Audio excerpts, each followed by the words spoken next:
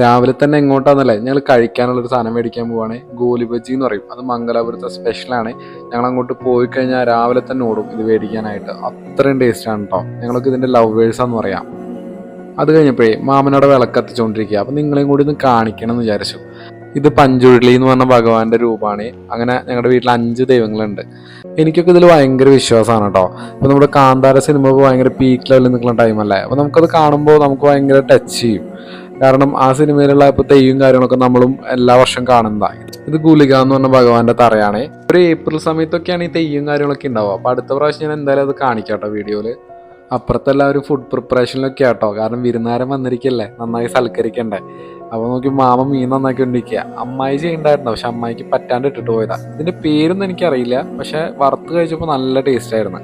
ഞാനൊന്ന് ഓടിപ്പോയിട്ട് കറിവേപ്പില പൊട്ടിച്ചിട്ട് വരാം, ഇല്ലെങ്കിൽ എന്നെ അമ്മായി തല്ലി കൊല്ലും. അമ്മായി എന്ന് വെച്ചാൽ എൻ്റെ അമ്മയുടെ അനിയത്തിയാണ്, പക്ഷെ ഞങ്ങൾ പേര് വിളിക്കാറുള്ളൂ കാരണം ഞങ്ങൾ ഭയങ്കര ഫ്രണ്ട്ലിയാണ്. പിന്നെ എൻ്റെ 2 അമ്മമാരും കൂടിയിട്ടേ ഉലുവച്ചീര നന്നാക്കിക്കൊണ്ടിരിക്കുക, എന്തോ കറി വെക്കാൻ വേണ്ടിയിട്ടാ.